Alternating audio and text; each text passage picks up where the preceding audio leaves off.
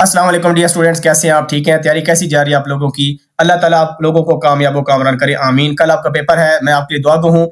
ये बहुत important video इसलिए बना रहा हूँ कि मैं पहले नहीं बना सका, उसके लिए माजरत। मुझे 2 दिन पहले ही बना लेनी चाहिए थी, ठीक है। मे बी मैंने बाकी वीडियोस में डिस्कस किया हो, क्योंकि 3-4 वीडियोस और भी मैंने अपलोड किए हैं। ये आपके पास मॉडल पेपर, जो चीजें इसमें से आ चुकी हैं, मैं ऑलरेडी इसके एमसीक्यूज कवर कर चुका हूँ, और इसके अलावा 4 पेपरों के और भी एमसीक्यूज मैंने कवर किए हैं, बल्कि 3 पेपरों के और भी कवर किए हैं।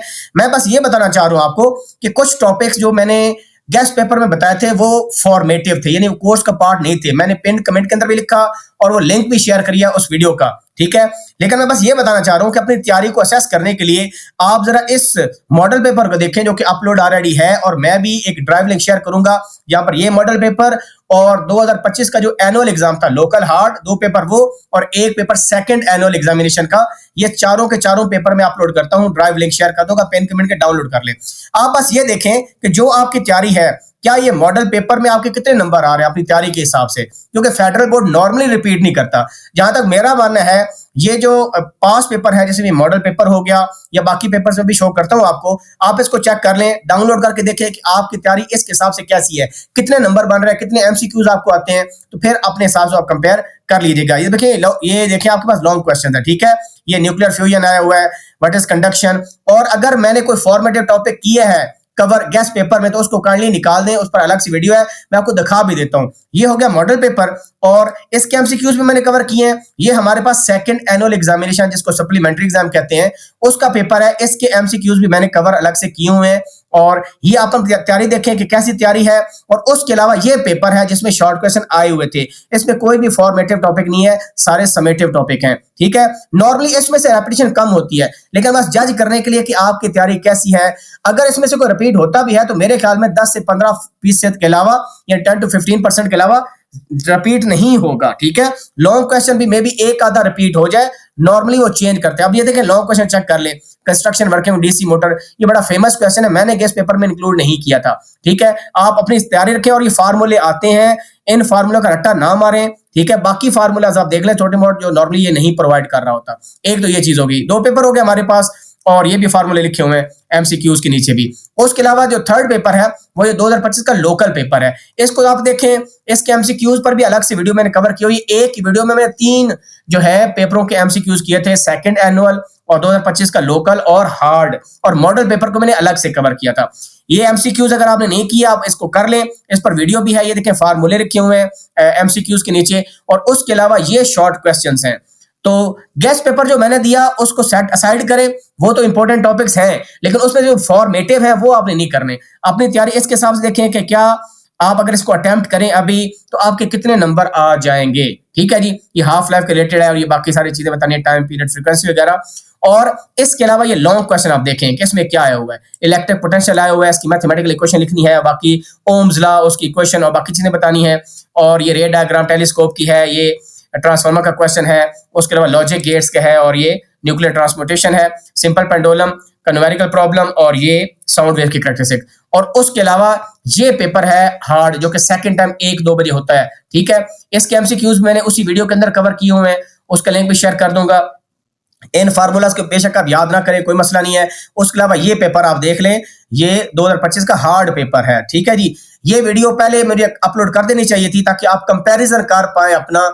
इनमें से रेपिटेशन जहां तक मेरा मानना है थोड़ी होगी, मैंने बताया कि 10 to 15% हो सकती है, और जो गेस्ट पेपर मैंने बताया उसको आप अच्छे से कर लीजिएगा। मैं दुआ गो ही हूं आपके लिए कि उसमें से आ जाए, लेकिन किसी को एग्जैक्ट नहीं पता होता कि क्या आ रहा है, टू बी ऑनेस्ट। लेकिन मेरी दुआएं आपके साथ हैं, ठीक है। और ये लॉन्ग क्वेश्चन देखें, इलेक्ट्रोस्कोप का कंस्ट्रक्शन आई हुई है, ठीक है। अब ये सारे लॉन्ग क्वेश्चन आपको पता चल गया कि मॉडल पेपर में कौन से लॉन्ग आए हैं, और बाकी तीनों पेपर में कौन से लॉन्ग आए हैं, और रिपीट कितने हुए हैं। हार्डली 2 से 3 लॉन्ग क्वेश्चन होंगे, तो 2 दफा आए होंगे, 2 से 3 लॉन्ग क्वेश्चन, ठीक है। और ये वो टॉपिक्स हैं जिनको मैंने अलग से वीडियो में कवर किया हुआ है, और आप इसको देख सकते हैं। एंड से अगर हम स्टार्ट करें, क्योंकि बच्चे कहते हैं कि जी लास्ट चैप्टर बिल्कुल नहीं आना, लास्ट चैप्टर आ रहा है लेकिन कुछ टॉपिक एक्सक्लूडेड है। ये इस पर मैंने अलग से वीडियो बनाई है, ये डॉक्यूमेंट भी मैं अपलोड कर दूंगा, ठीक है। जो फॉर्मेटिव जिनके सामने लिखा हुआ है ना, वो नहीं आ रहे, सही है। ये देखें, एग्जाम्पल फिजिक्स और possibility in the idea that theory scientific makes assertion, ये अजीब सा कोई चीज लिखी हुई है, नहीं आ रही, ठीक है। और ये देखें, ये क्रॉस इन पर लगाया हुआ ना, इसको अच्छे से पढ़ लें, और ये नहीं आ रहे। अब अक्सर लोग कहते हैं ट्रांजिस्टर के बारे में, अब explain how radioactive material are moved, used, store in a safe way, ये नहीं आ रहा। जहां जहां फॉर्मेटिव लिखा है ये नहीं आ रहा है। जिस तरह के ये डिफरेंट एप्लीकेशंस हैं, हाउस होल्ड फायर अलार्म्स, ये नहीं आ रहा, ठीक है।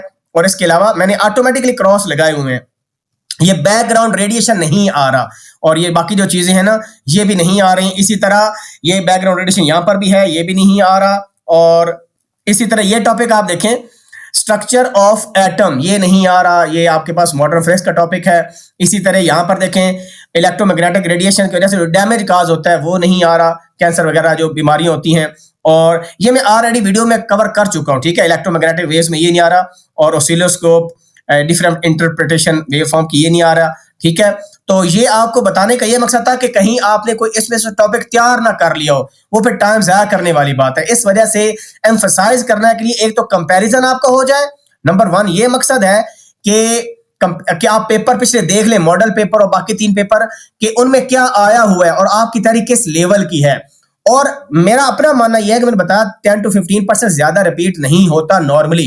अगर हो जाए वर्स्ट केस में तो मैं क्या कह सकता हूं, लेकिन जहां तक मेरा एनालिसिस है और मेरा एक्सपीरियंस है वो नहीं आ रहा। देखिए ट्रांजिस्टर के बारे में क्या लिखा हुआ है, describe the action of a bipolar NPN transistor as a switch, तो एज अ स्विच नहीं आ रहा, ये क्लियरली मेंशन्ड है ट्रांजिस्टर के बारे में। Explain that transistors are common used in digital devices, तो इसमें लिखा हुआ है कि जो इसका यूज डिजिटल डिवाइसेस में है वो नहीं है, because they are both economical and as a act as a rapid response switches, ये भी स्विच के रिलेटेड ही है, ठीक है।